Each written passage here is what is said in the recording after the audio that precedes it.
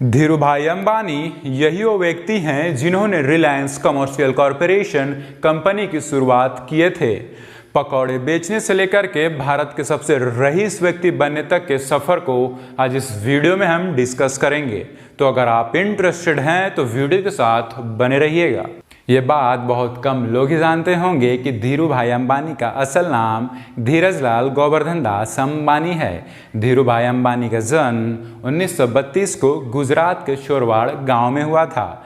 धीरूभाई अंबानी के पिताजी गुजरात के एक छोटे से स्कूल के टीचर हुआ करते थे, लेकिन बात यह थी कि धीरूभाई अंबानी को पढ़ाई में बिल्कुल भी मन नहीं लगता था। 10वीं क्लास तक पढ़ने के बाद धीरूभाई अंबानी एडेन चले गए थे, जो कि अब यमन देश में आता है। धीरूभाई अंबानी एडेन जाकर के वहाँ गैस स्टेशन में काम करते थे। धीरूभाई अंबानी के दिमाग में बात हमेशा चलते रहता था कि मैं प्रॉफिट कहाँ से कमाऊँ। एडेन में धीरूभाई अंबानी ने एक चीज़ देखी कि एडेन के जो कॉइन्स हैं वो सिल्वर से बने हुए हैं, और जो सिल्वर्स के वैल्यू हैं एडेन में वो कॉइन्स से कहीं ज़्यादा हैं। तो धीरूभाई अंबानी एडेन के जो सिल्वर्स के कॉइन थे उसे जितना हो सके उतना इकट्ठा करके उसे मेल्ट करके बेच दिया करते थे और प्रॉफिट कमाते थे।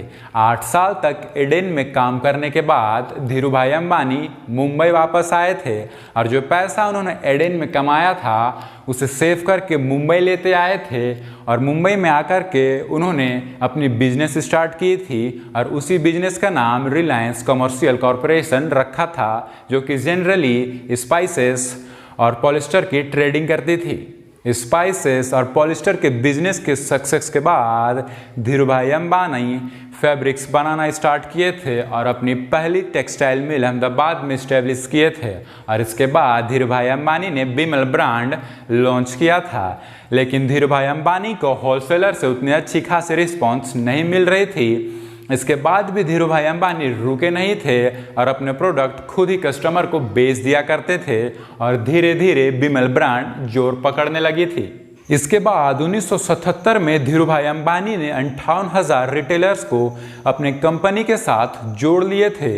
अगर 1977 में हम देखें तो बहुत सारे लोगों को शेयर मार्केट और स्टॉक मार्केट के बारे में उतना नॉलेज नहीं थी, लेकिन फिर भी धीरूभाई अंबानी ने अपने कम्युनिकेशन स्किल से लोगों को इन्फ्लुएंस किए थे कि अगर आप रिलायंस में इन्वेस्ट करिएगा, अगर आप रिलायंस के शेयर मार्केट खरीदिएगा तो आपको आने वाले दिनों में बहुत फ़ायदा होगा।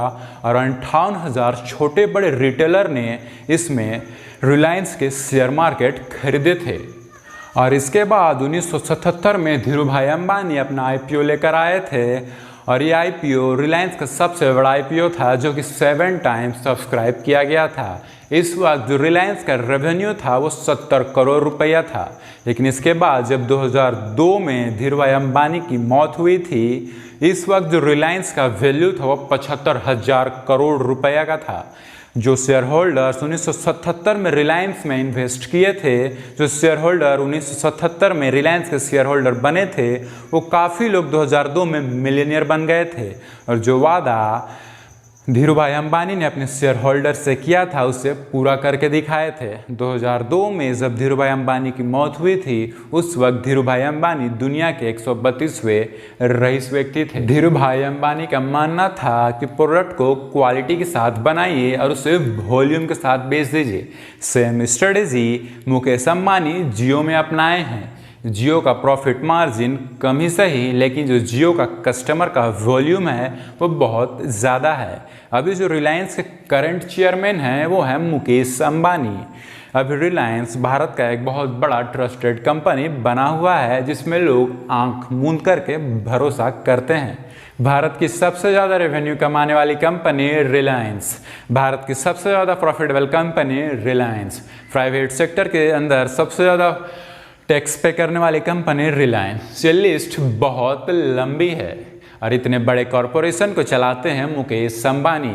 अगर हम अभी करंट की बात करें तो मुकेश अंबानी दुनिया के 4थे रईस व्यक्ति हैं। लॉकडाउन में उनकी संपत्ति 20 बिलियन से भी ज़्यादा बढ़ी है। अगर हम इस लिस्ट की बात करें तो ये घटते बढ़ते रहती है, लेकिन अभी मुकेश अंबानी दुनिया के 4थे रईस व्यक्ति हैं। Thanks for watching. अगर आपको रिलायंस कंपनी का केस स्टडी अच्छा लगा तो चैनल को सब्सक्राइब करते जाइएगा।